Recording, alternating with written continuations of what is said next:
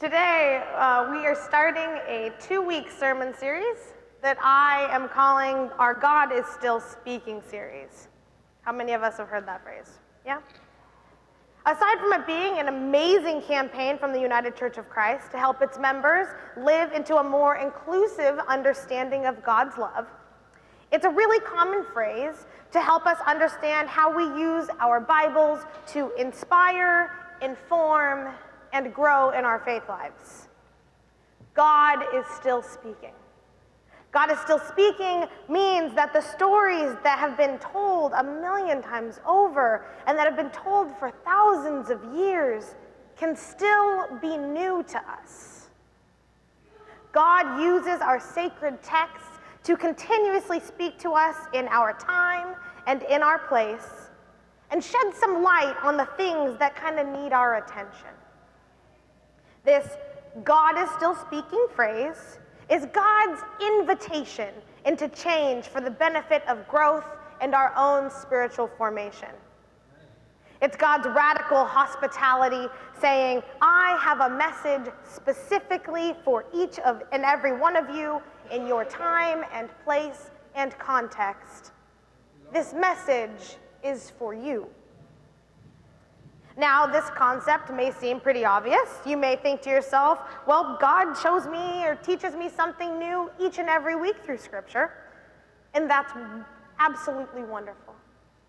But to show this a bit more specifically, these next 2 weeks, we're going to use the exact same text for both of our worship services. Meaning, we're going to use this text from the Gospel according to Mark from this morning, the oldest of one of the 4 Gospels, a book that has been read in church and over again. We're going to use this one text to inspire this week's worship, which has included the sermon and the songs, the prayers, and everything in between. And then we're going to use that same text again for next week, that exact same text, and let it speak to us anew. We're going to let this text speak to us in a new way, and let it show us how God is calling us to love in ways that it didn't speak to us this week. Hopefully, that's the goal. This sermon series is an invitation to each one of us to put aside what we think we know about this piece of Scripture, and then continue to question what we know about it all through next week. Hopefully, we'll see how God is still speaking and at work in our lives, even when that's the only text that we have to use. What would our faith lives be like if this was the only text we had? If this was the only understanding of Jesus or the Pharisees or the many other people in this text? What if that was the only thing that we had? We'd use it to continuously inspire us each and every week, and that is the aim of this series.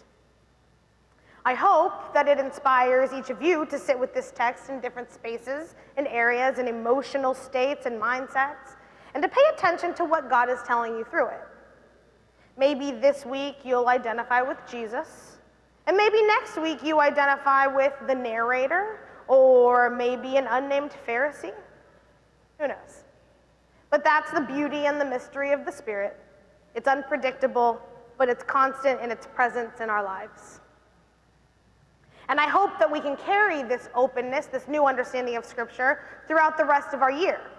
So that this year, when we hear the story of Jesus being born at Christmas, or next Easter when we hear of the resurrection, we look for God to teach us and inspire us and to use us for something new through these Scriptures that we so hold dear to each and every one of us.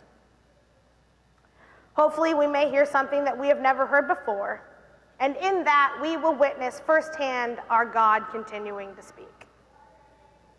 So, this week's Scripture and next week's is from Mark. And as I shared earlier, Mark is the oldest of the 4 Gospels. It's the one that came first, and that historians believe inspired Luke and Matthew. That is why there are some similar stories in those 3 Gospels that don't appear anywhere else. And even in that, we can see that God was still speaking to those that were writing our Gospels. God is continuously speaking to each and every one of us. The authors were opening themselves up to God's word that was one that is still speaking. So this gospel, according to Mark, was written around 70 CE, which, if you're my age or kind of older, is what we used to call AD. But 70 CE, and Mark's gospel is really concerned about how we understand God's kingdom, and which for Mark is actually a state of God's understanding and work in our world. It's not like a physical place. So that's something to keep in mind as we hear and wrestle with this scripture. It's not we are building a physical place. We are building a spiritual connection between each and every one of us. That, for Mark, is God's kingdom. And this is why so many of Mark's stories teach us about God through our interactions with other people, which is exactly what is happening in our scripture this morning. So this morning's scripture, we have the scene of a feast that has a lot of traditions that go along with it. These were people who all theoretically shared a common faith background, but who also carry their own traditions. People gathering to share in a meal, probably a lot like what some of us will do tomorrow for Labor Day. People who you know, or at least who you know someone who knows them, gathering together to eat a traditional meal. For a lot of us, that's going to look probably somewhat like a barbecue. In fact, let's imagine tomorrow's barbecue together. Imagine with me, if you will, your favorite part of Central Park. Or if you're online, your favorite part of the park that's closest to you, that's big enough to hold a space for a barbecue for a lot of people. You have the grills going already. There's burgers and chicken, maybe some buttery corn or some vegetables if you're a vegetarian like myself. There's music playing softly behind the conversations being had. Kids are running and playing, and we can hear some of our kids in the background right now. There's laughter ringing out.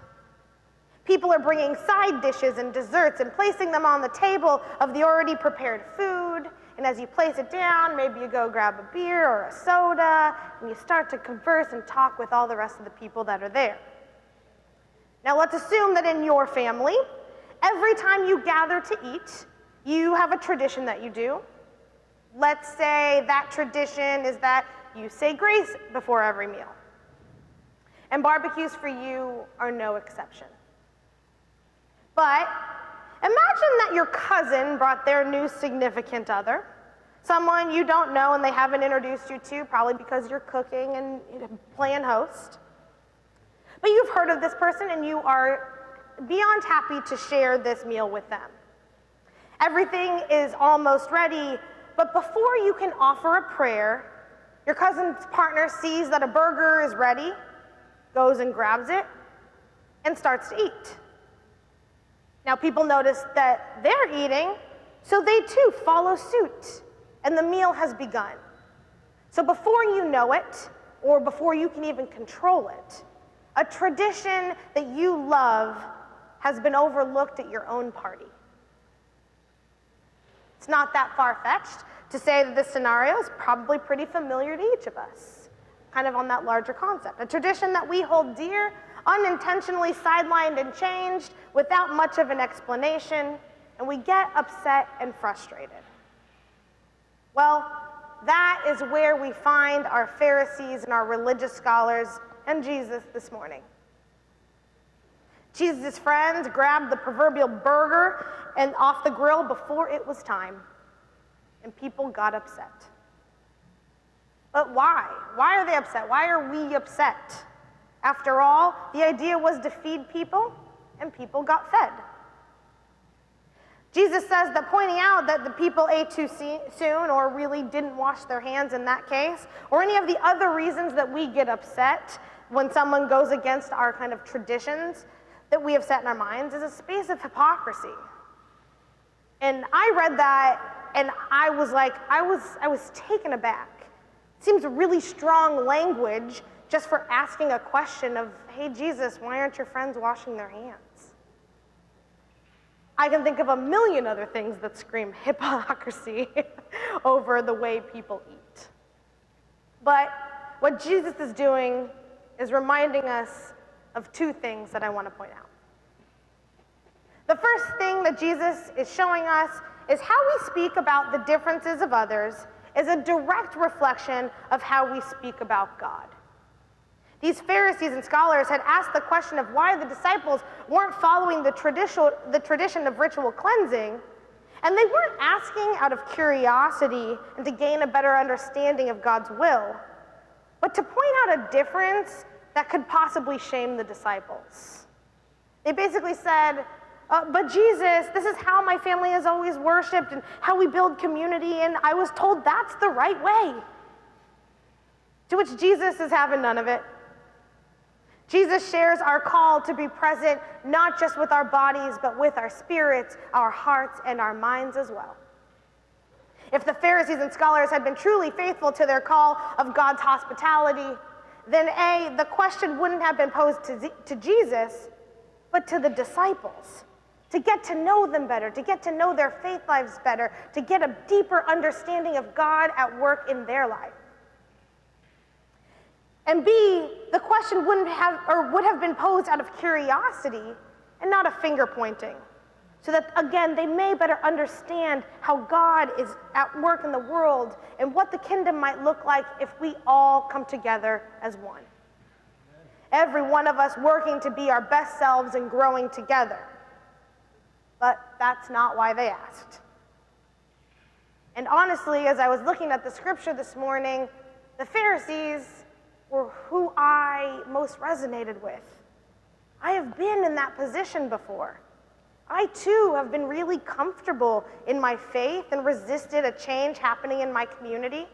And even worse, I've tried to resist a change happening in my own personal relationship with God. I was physically going through the motions, but my whole self wasn't totally into it. Change can be really challenging if we try and do it alone, which is why God is and always will be speaking to each and every one of us, accompanying us in our journey, so that we can be physically, emotionally, spiritually present throughout everything that we do. This is especially true and helpful when we are opening ourselves up to and receiving hospitality, as we had with this meal.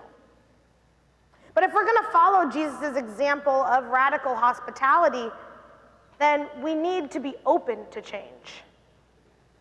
Which brings us to the second thing that Jesus is reminding us by naming hypocrisy and the questioning of someone else's faith life just because it looks a little different than our own. Jesus calls us to grow. And the only way to do that is to change. One of my favorite professors in the entire world, and to be quite honest, one of my favorite people in the world, is a professor at Bright Divinity School named Dr. Namsoon Kong. If you ever want to talk about any of Dr. Kong's work, I am open and can sit for hours and talk about it. The first time I met Dr. Kong was at orientation seminary. I introduced myself, we had a quick chat, and said goodbye, as you often do when you first meet someone.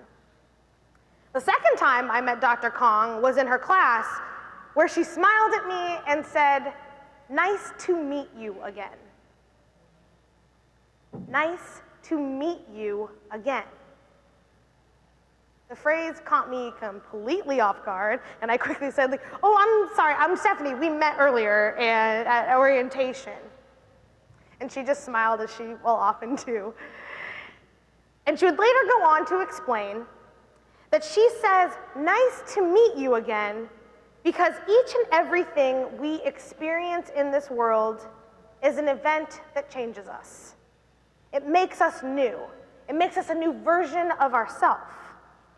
For events only happen once and cannot be recreated.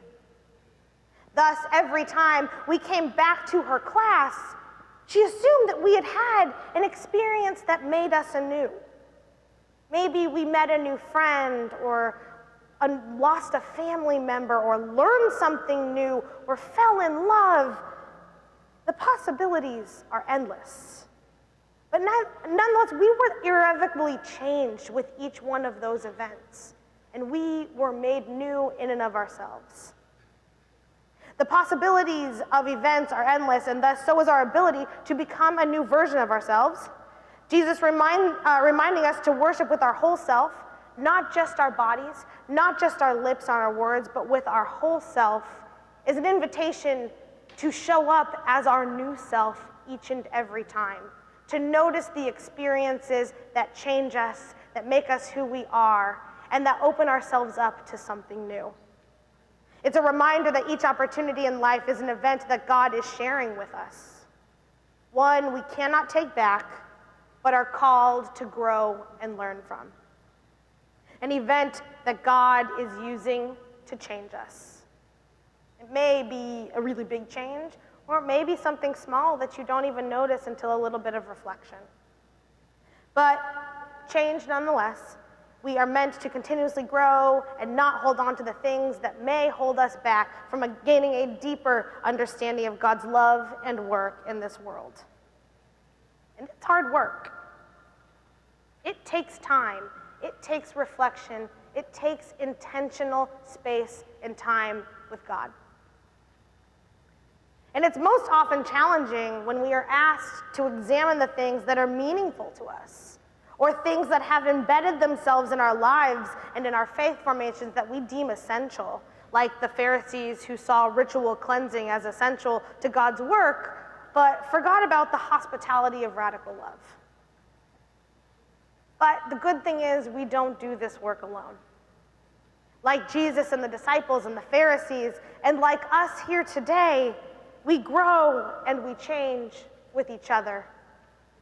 And through that, we grow and we change with God.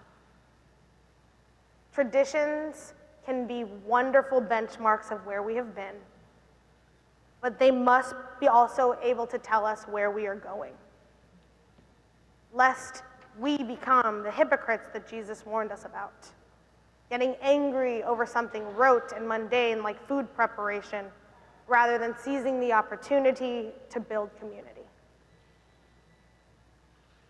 Friends, we need to continue to be open to the new ways God is speaking and reaching out to us. Maybe it's hearing scripture we knew by heart in a new way. Maybe it's by getting to know a new language that we can experience the language of God and deepen our own understanding of communicating with the divine.